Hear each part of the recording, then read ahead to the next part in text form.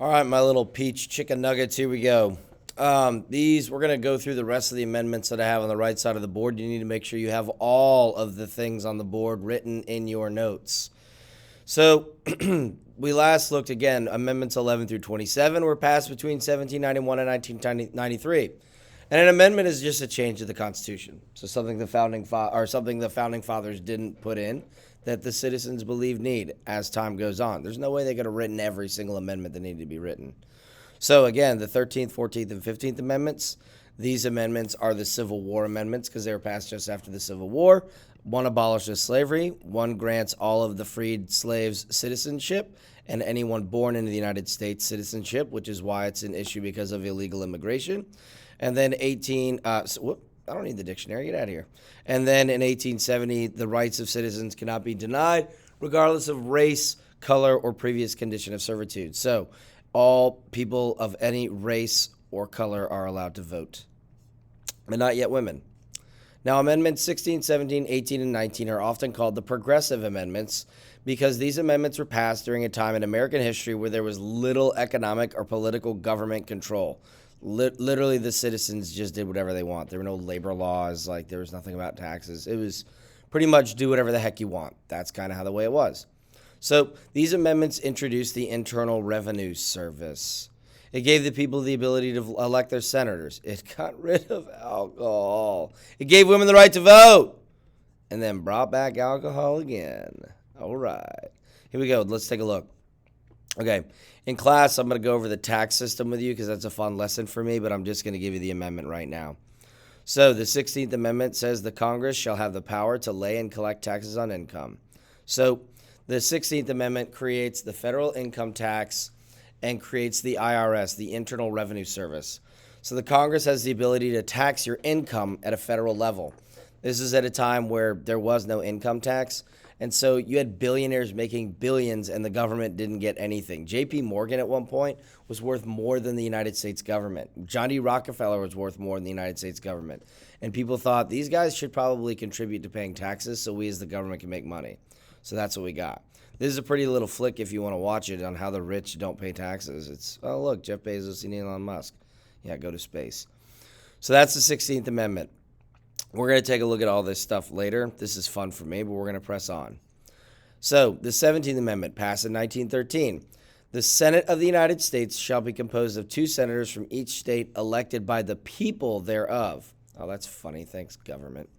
So, it used to be that the governing bodies of the state would appoint the senators. So, you voted for the governor, and the governor would then appoint 2 senators.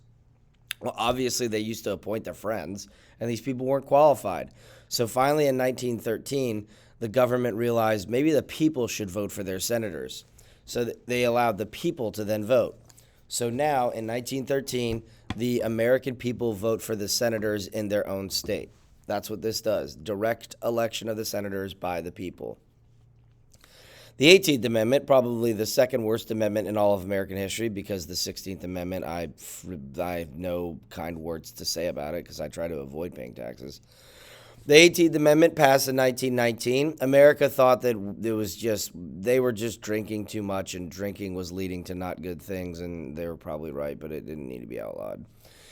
After 1 year from the ratification of this article, the manufacture, sale, or transportation of intoxicating liquors, blah, blah, blah, blah, blah, blah, is hereby prohibited. It doesn't say you can't drink alcohol, but you can't sell it, make it, or transport it. So how would you have it? I don't get, that's a tough one. So it didn't say you couldn't drink it, but obviously if you drank it, you obtained it somehow, and that was illegal. Worst amendment ever.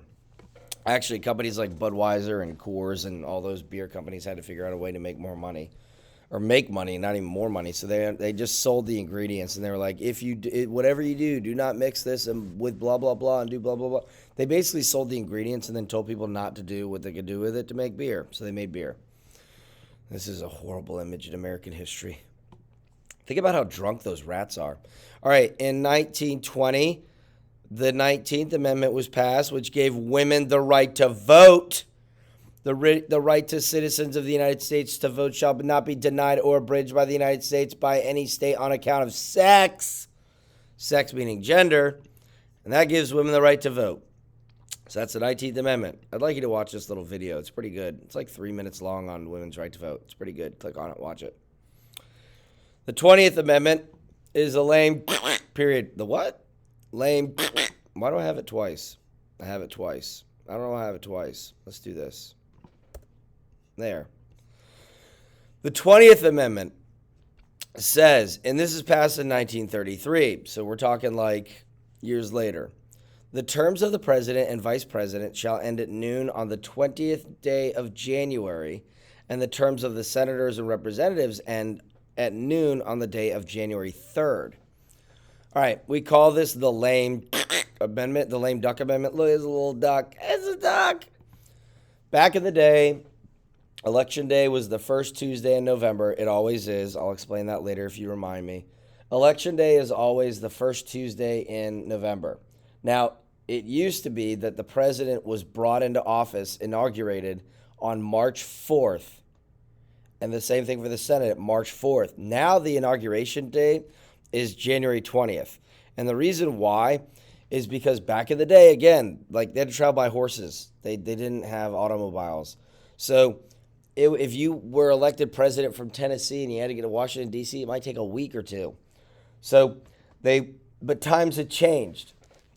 So now we need to get the president in and out. We don't want these bad presidents in there, like just chilling. The lame duck period is the time period between Election Day, when they don't get elected or reelected, to the day the new president becomes president. So President Trump's lame duck period was Election Day when President Joe Biden won till January 20th when President Trump left office.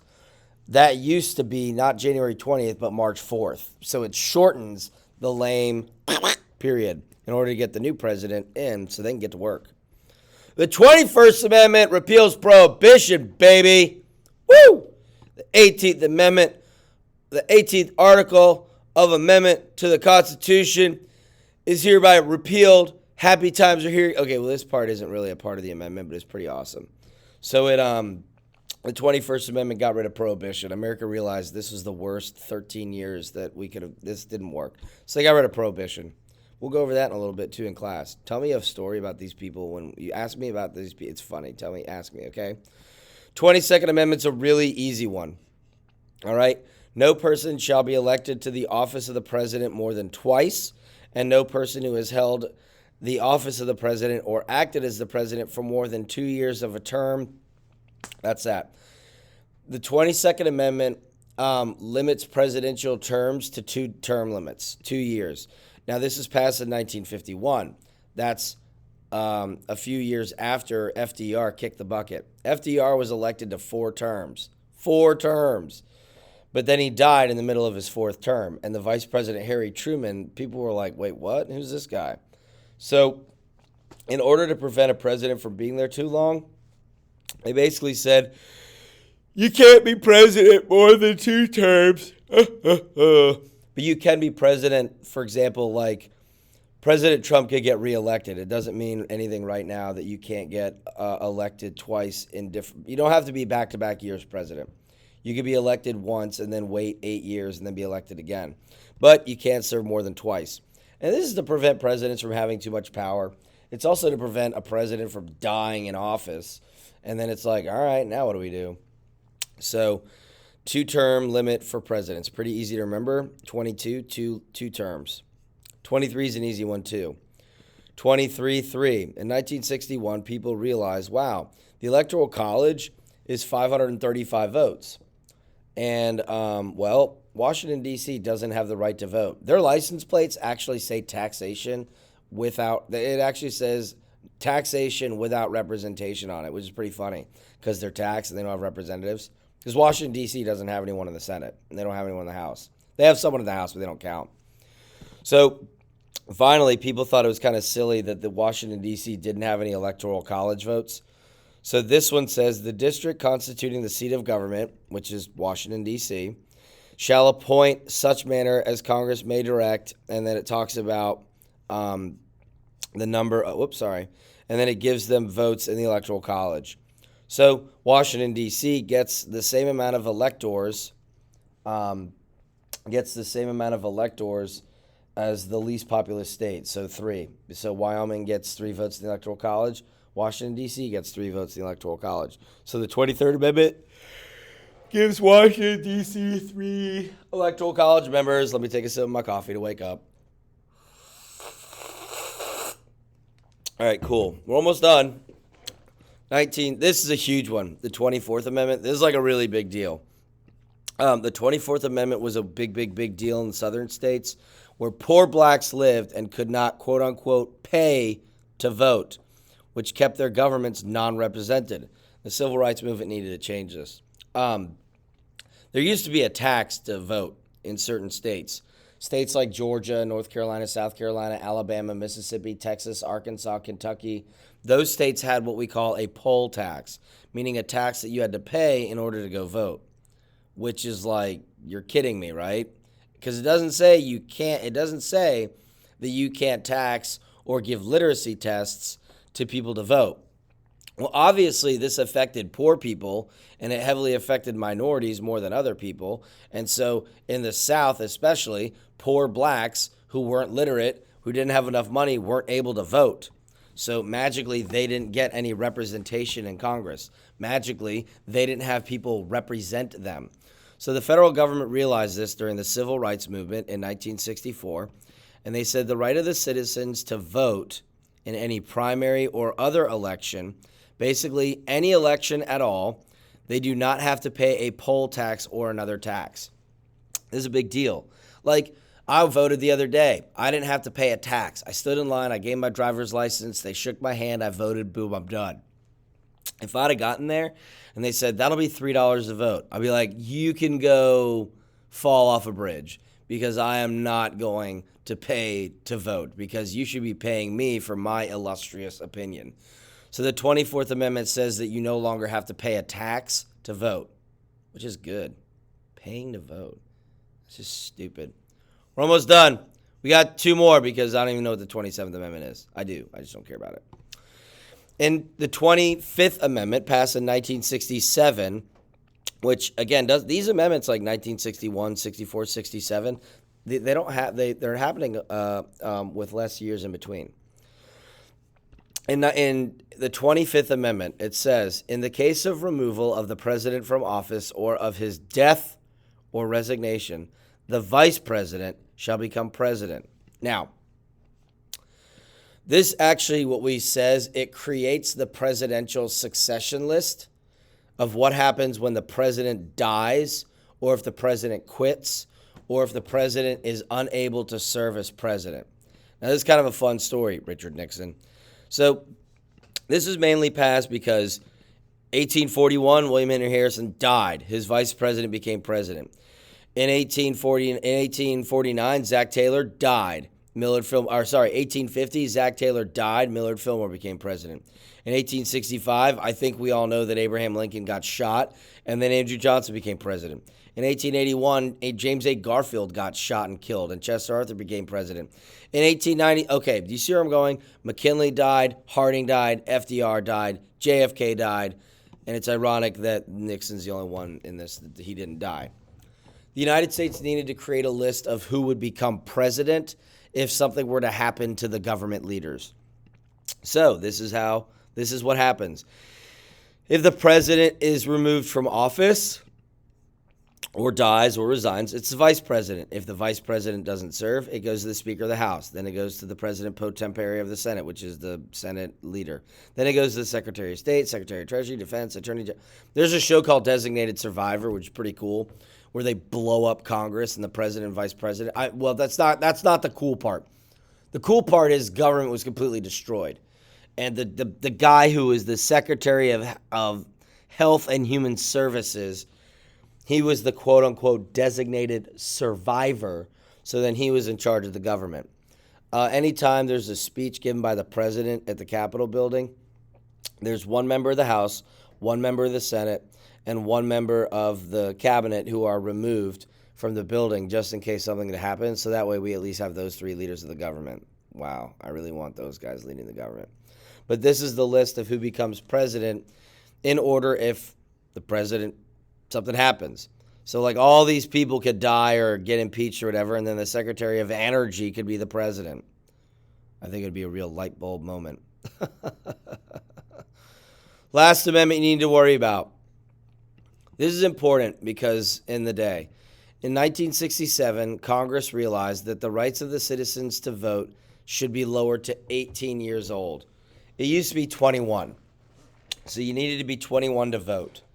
The government lowered the voting age to 18 because in 1967, the Vietnam War was going on. Now, kids would be drafted into the military. So they would be in high school and they would turn 18, and then they could be drafted into the military. They would go to basic training camp, and then they would go to Vietnam and fight, and they could die at 18. And they couldn't even vote. So this is huge because a lot of younger Americans thought, you can send us to a country we've never heard of, and we could die for a reason we don't even know, but we can't even vote. This is just stupid. So Congress realized that was a big deal. So in 1967, in the middle of the Vietnam War, Congress lowered the voting age to 18. That's why you can vote at 18 instead of 21. The 27th Amendment, I mean, if you can tell me what this means, I'd be really impressed. I don't even care. So that's it. These are your amendments. I'm pretty sure all of these are on the test. All of them are on the test. So that's that. You have a homework assignment. It's the issues homework. It's you go on the right side of the blog. You can also go in the middle. It's on the right side of the blog. It's called What Are Your Issues Homework? Or you click on the middle. It's an issues homework. This is the issues homework you have to do. This is due by Monday. It's really not hard. So just, read this for crying out loud and just do the work. So that's what you got. All right, I think 17 minutes and 3 seconds is a long enough video. Be good.